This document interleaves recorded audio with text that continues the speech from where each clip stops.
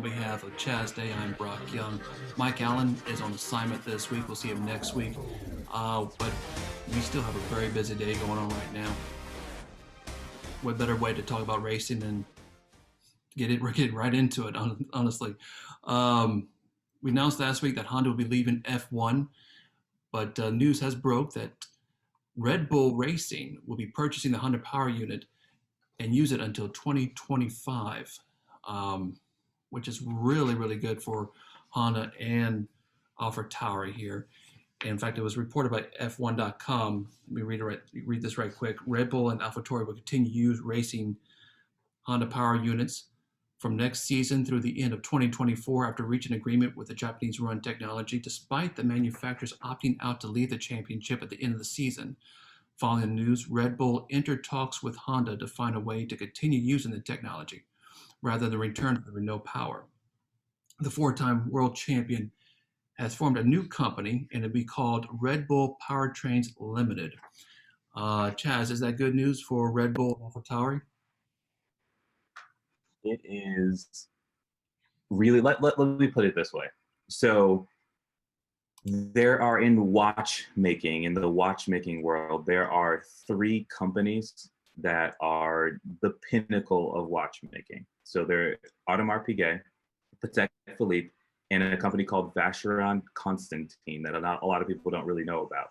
But basically in like high quality, top of the line, meticulous, pay attention to everything watchmaking. There's a couple of things that make those companies the big three, or the holy grail watches that are above every other watch. The one thing is just like the meticulous attention to detail. That's one of the factors.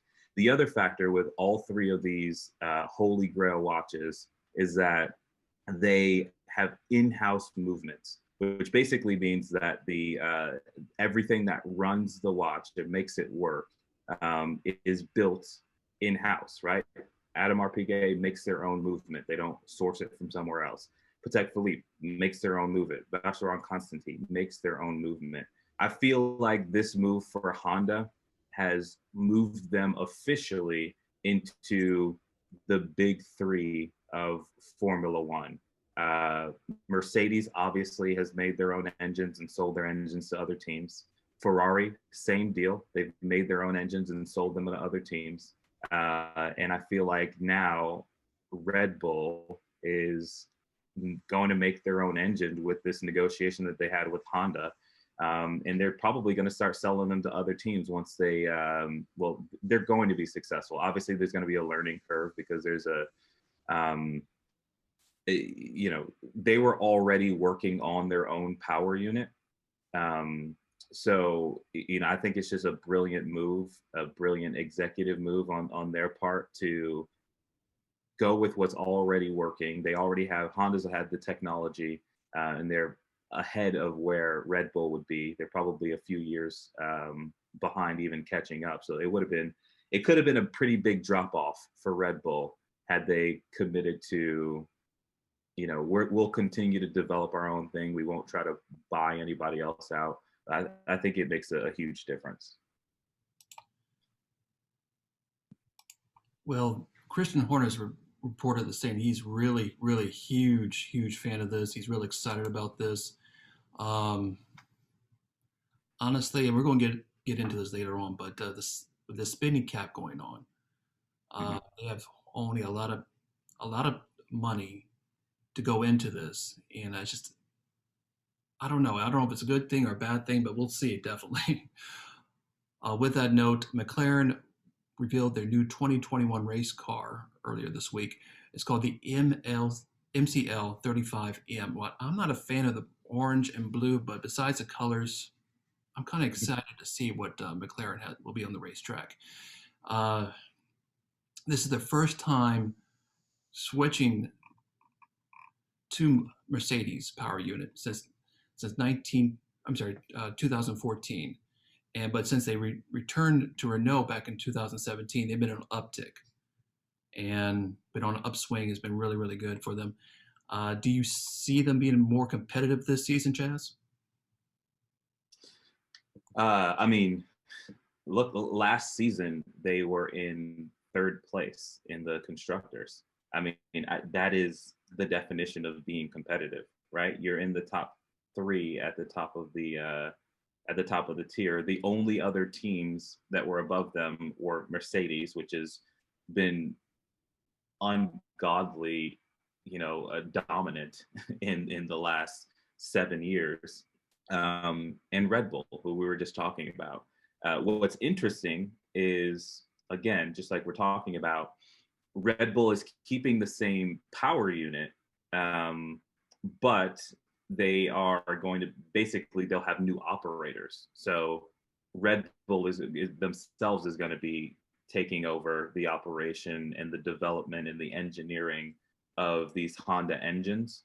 So, like I said, there will be a bit of a learning curve. Well, they'll have to catch up with some of these Honda engineers. Maybe they'll hire a bunch of them off to kind of lead the charge, perhaps. But I think while Red Bull is figuring it out, McLaren is in the process of dialing it in, and maybe there's some room there for Ricardo or Norris to slip in. I think really Ricardo, if there was a moment in time where Ricardo had a shot, I think it was back when he was in Red Bull, probably in his 2016-17 seasons, when he was fighting with Verstappen more than he was fighting with Mercedes.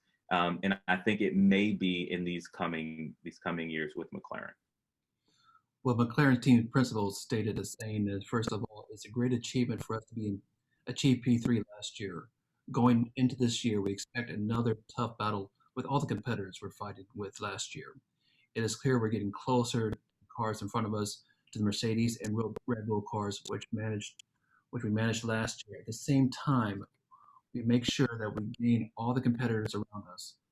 And I think there's a lot of reason to be optimistic. And again, we need to be realistic in how we see it. Now, there's been a few cases in history that when teams switch power units, they were successful that season. But majority of that time, history is not kind to people or to teams that switch power units at the beginning part of that season. It's going to be tough to say. It's going to be really tough to say. I'm rooting for them, but I really don't see them, at least in the first year. Are you talking about? Are we talking about McLaren now, or are we still talking about Red Bull? Okay. Well, McLaren actually released they released the engine last year. So the Austrian Grand Prix was the first one where they released the Mercedes engine, and they got a podium. So they've gotten 2 podiums since they've switched over in Austria and Italy. So I mean, and they ended the season third in constructors, which is the first time they've done that since 2012. So I mean, they've gone up since having the engine. Well, Danny Ricciardo's quoted saying that he sees a championship in the near future. Mm-hmm. Yeah, I did see that. What do you feel about that? I mean, do you think that Ricardo is a world champion driver? And in order to answer that question, obviously we have to consider not just his caliber, but his competition. Absolutely. With other things going on, that it goes back to the point we're going to be making here with the regulations. But Ricardo could very well be world champion.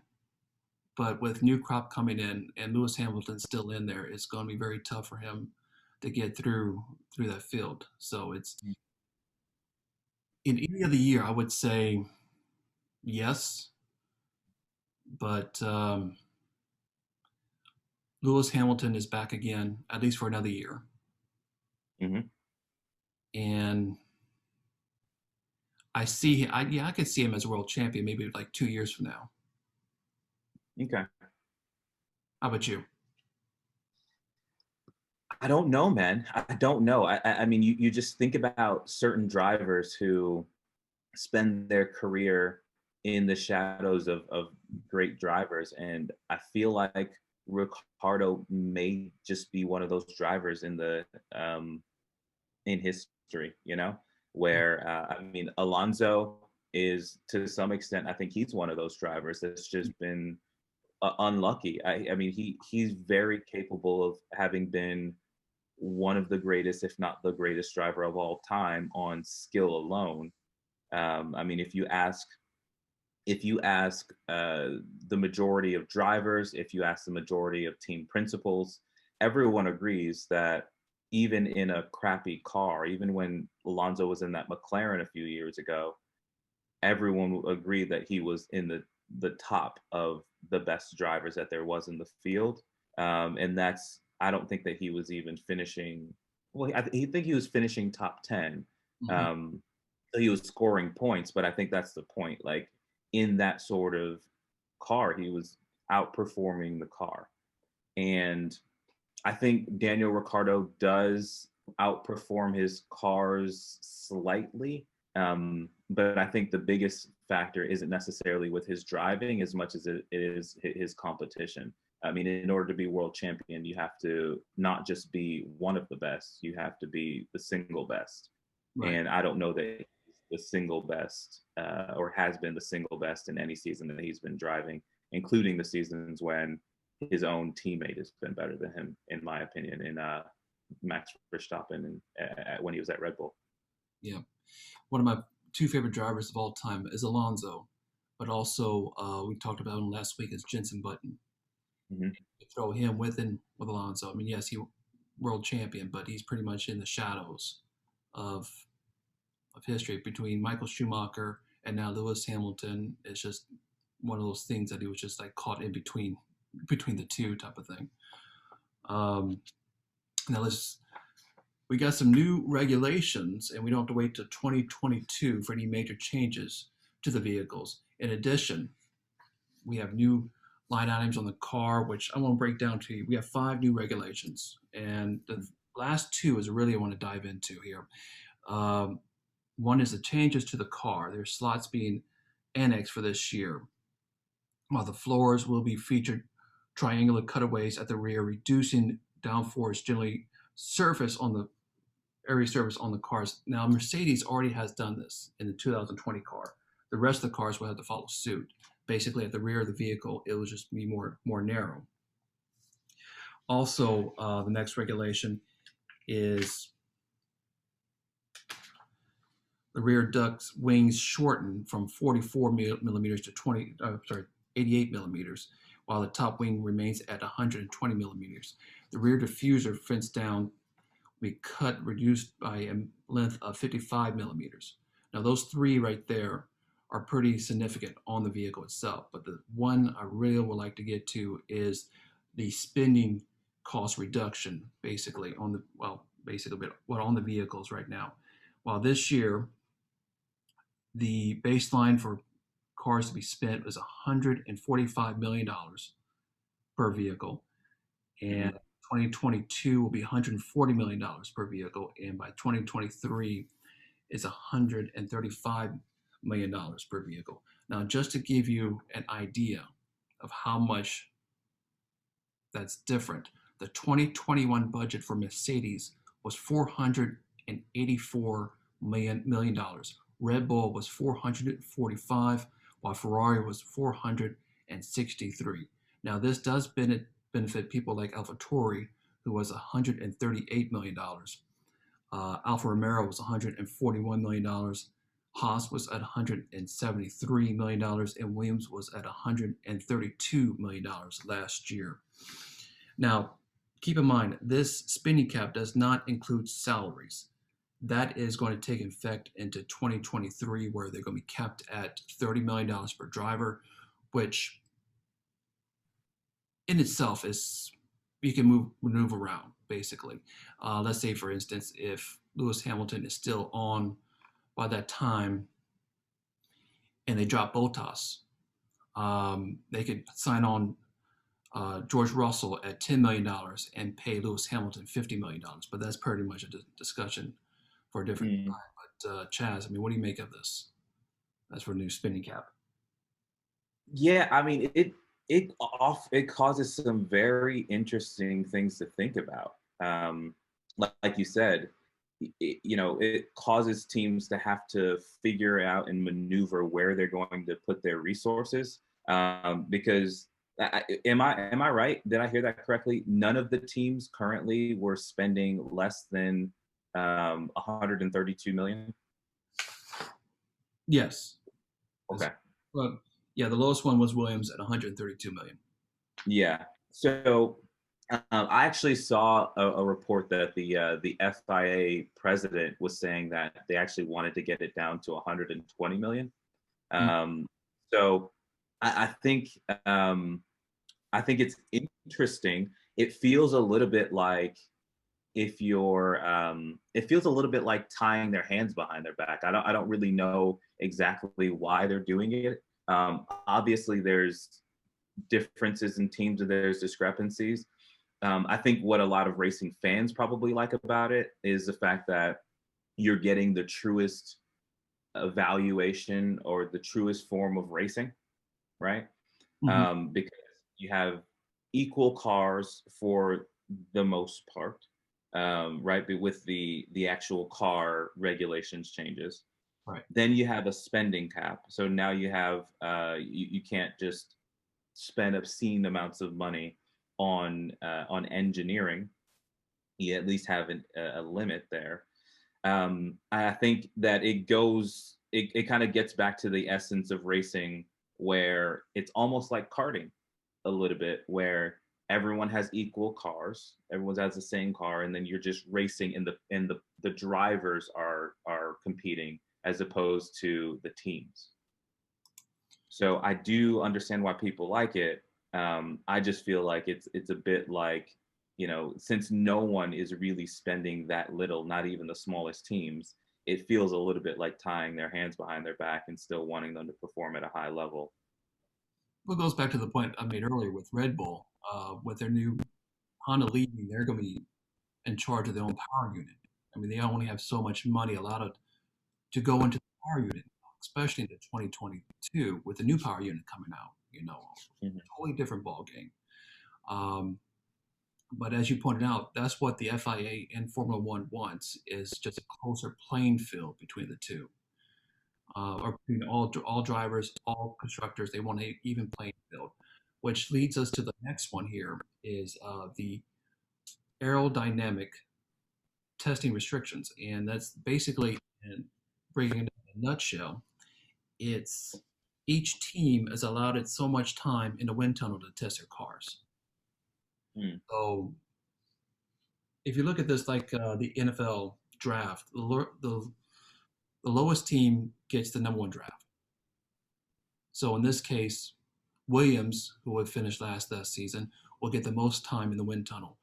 I believe Mercedes will start off at 36 runs per week. Red Bull has 37, McLaren has 38, and goes up from there. Williams will have 45 runs per week. Would that be beneficial for lower teams like Williams and Haas over the time, like Chaz? Yeah, I mean, what do you think about it? I definitely think that, like, I definitely think it will. I'm curious what your thoughts are, and then I'll weigh in. Well, I think it definitely will, especially with Williams being on uptick right there with new ownership, new management, and we're going to get into that here in a minute. But I really think that will hurt Mercedes, Red Bull, to some part McLaren. But going into this, they all agreed to this ahead of time, so I think they are prepared. But I think they also will hit them a little bit as well. Yeah, I mean, it's obviously going to hit them just because these are teams that there's a reason why they're the best, right? Because they spend a lot of time on engineering. Their cars are in the material world engineered better, right? Like they understand the physics of what makes something fast and creating downforce better than most teams. So that doesn't come without testing. So I think that that's true. I also think that it's fun that they're trying to equal the playing field, but I also think that it's not just about time spent in the wind tunnel. It's about knowing what you're testing for, right? And knowing what you're doing while you're in there. And I still think that Mercedes is superior, and they'll make a far more efficient use of their time in the wind tunnel than Williams will be, you know, clowning around trying to figure. I mean, no offense, Mike's not here, but trying to figure out what to do or what they should be testing or what's going wrong. I think that Mercedes has a much more efficient system of identifying what's going wrong and problem solving than most other teams. As of right now, yes. But what the said before, what the FIA wants, what Formula One wants, is pretty much what they're thinking. What every fan wants is just a closer season, which I like. I mean, I wanted to go down to the very last race of the season, like they did back in 2010. You don't know who's going to win until the very last race, very last lap, very last second. Mm-hmm. That's what I like to see, honestly. Well, I mean, the Mercedes, the Hamilton Vettel season from a couple of years ago was like that, where Hamilton and Vettel were going back and forth, and then I think it was 2017. And you can argue whether this is the same thing, but when Nico Rosberg and Hamilton were going back and forth, and it was decided at the very end of the season, right? Mm-hmm. I think it actually might have been in the last race. So I'm with you. I think all fans want to have some sort of competition. Nobody wants to watch a blowout. I think that, yeah, I think it's an interesting move. We'll see how it plays out, but I think it's an interesting move, and I do like that F1 is moving forward. I do like that they're trying to figure out ways to make the sport more accessible to new fans, and I think that'll make a difference in the long term for sure. Oh, absolutely. The way they're putting it in this place, I just real excited to see what's going to happen. I mean, mm-hmm. As a fan point of view, honestly, mm-hmm. Will Mercedes be dominant again in the next couple of years? In fact, let's get into that a little bit, because I wanted to revisit a discussion we had last week about Lewis Hamilton's one-year contract.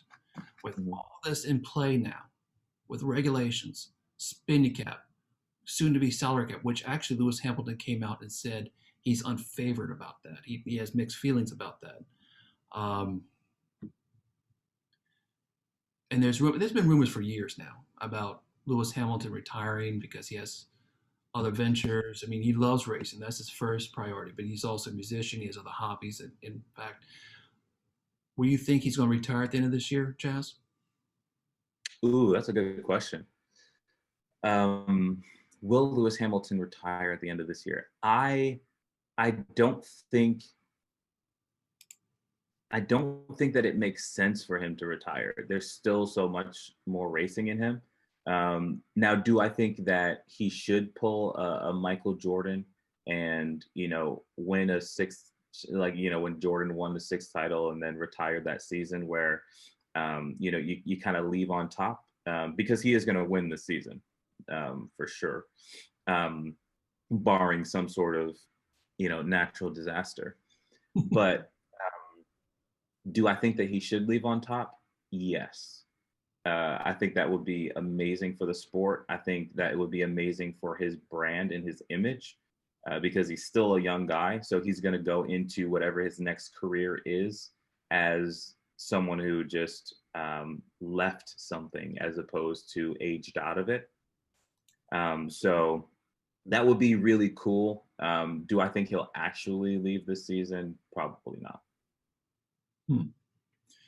See, I wish Mike was here to give us his take on this, because I think he'll side with you on this. But honestly, we talked about this last week, and of course it's different now with the spending and salary caps, because we talked about last week how much money Mercedes has to get throw it at Hamilton, mm-hmm. for him to stay. But for me, I mean, he already has all the money in the world. He doesn't need any more money. So let's throw that discussion out right there. Yes, his first love is racing. And you text me at the end of last season, he is the GOAT, the greatest of all times. Mm-hmm. Passing Mike Schumacher. And going into this season, I feel that he may be feeling that this is his last year. I'm going out on the limb and say this is going to be his last year. Okay. This is Yeah, recorded. Come back and tell me if I'm right. it is. It's documented now. So I guess we're creating a little bit of that dynamic they have where they make predictions. This team is not gonna win, like on ESPN they do all the time. Right. But I think that what Lewis is doing and the way that he thinks about things, especially now, is on a much more broad scale. So, Mm-hmm. for example, I found out that, and this may or may not be related. I think that it is slightly, but he started a joint charitable foundation with Mercedes, Mm-hmm. and the goal of this thing is to create greater diversity in motorsport. Right. And the organization, or the joint organization, I get the impression that that part of it was a negotiation. And I don't know whether it's almost like a music contract. You know how sometimes they'll have a contract with an artist, and then sometimes they'll have like a deal where the artist will get a label underneath maybe Sony Records, right? And like Kanye had this, for example, where he had his label was called Good Music, and then he had a bunch of people underneath him that he gave contracts to, but it was underneath this label, right? Which was underneath Sony. And just, inexperience so far, it seems like Lewis is very forward thinking. It seems like he's very open to trying new things, and he also understands, his role in culture. And so I think that's part of even why he's doing, Tommy Hilfiger clothing and that kind of thing. He's kind of tapped into culture. And I think one of the things that he probably wants to do is create some sort of legacy in motorsport where he's able to introduce new people who wouldn't normally be a part of motorsport into the folds. And so I wouldn't be surprised if the part of the negotiation was some sort of like, Sony, Good Music deal where, Mm-hmm. he has some controlling interest in Mercedes, and he has a separate company where he's, bringing in young new drivers or something like that. And I have no idea. I'm making this up, right? But I do feel like for him, my point here is that it's deeper than racing. And so even if he stays another season, I don't know that it would necessarily be for racing reasons. That's a very interesting way to look at it. I tell you, I still, from his posture, from his, signing the 1 year contract, everything, I just don't feel that. I don't know. It's just a gut feeling for me that Yeah. he won't sign after this season. Yeah, and it makes sense. It definitely it would make sense if he didn't. But let's go back to this part right here because I want to go back into Mercedes as itself, as a whole, and how competitive they will be with or without Lewis Hamilton. Because with the new power unit coming in 2022, and many teams are looking forward to that section. They're not looking forward to 2021. They are looking past 2021 into 2022. With the passing of Niki Lauda, and also with the influence of Andy Cowles, the main engineer that developed this V6 hybrid engine for Mercedes. It was announced last season that he would leave Mercedes. He's not going to be with Formula One at all. He's going to go to another racing platform. With all that said, spending caps, regulations, passing 2020, because you already said Lewis Hamilton's going to win another one. So that's given that Mercedes will probably the Constructors' Championship again this season. Looking past that, Mercedes will be that much competitive in the years to come? I think we can probably look at other sports for some sort of indication of what happens when major shakeups do. So if we look at maybe football or basketball and just look at organizations and what happens to organizations when star players leave, what happens to organizations when they have shakeups at the president level or the person who's over operations when they leave, what happens to those teams. And I think we've seen, if you look at football and you look at New England, I would say is probably the best example in football of a great organization that's had struggles over the years in certain years, but somehow they figure out how to make it back.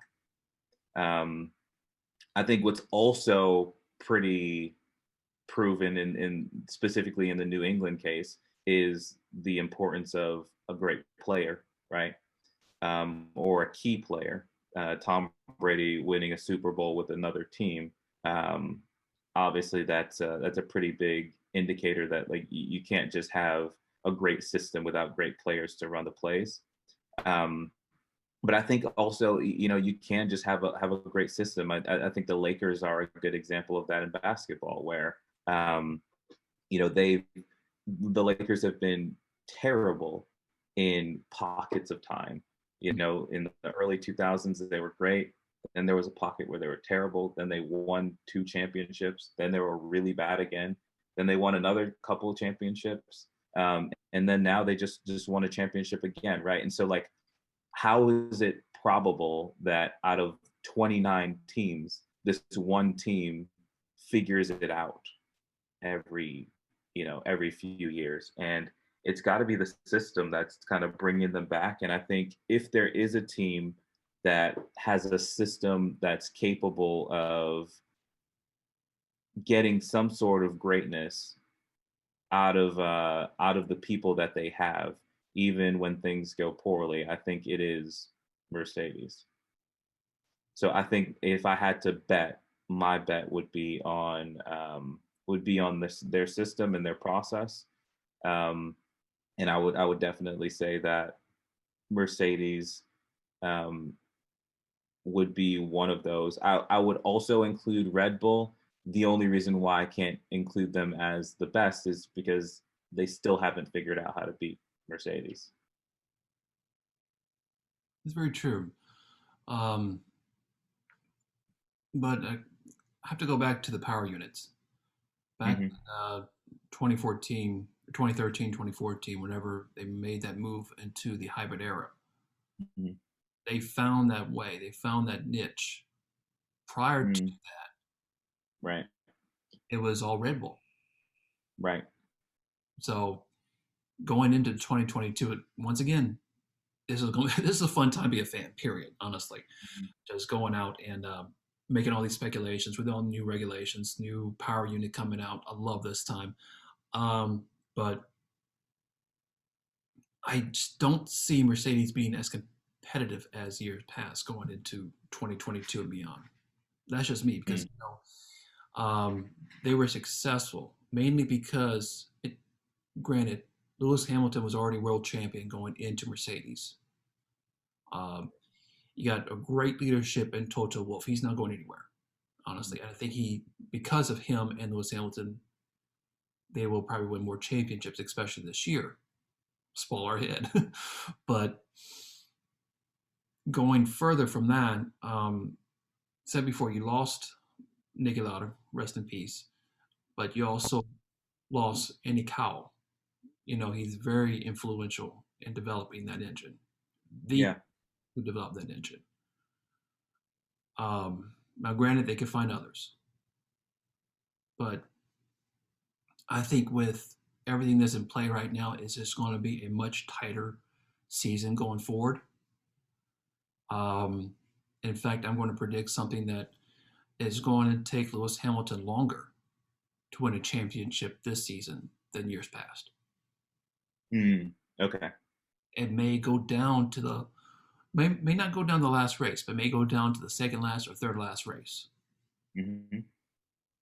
But it's going to be not just I keep on saying interesting, but it's going to be fun this season to see what's going to happen. Yeah, I mean, by that logic, if the head engineer is leaving, and that's going to cause issues with with Mercedes and their engineering and their ability to continue to develop the engine at that high level.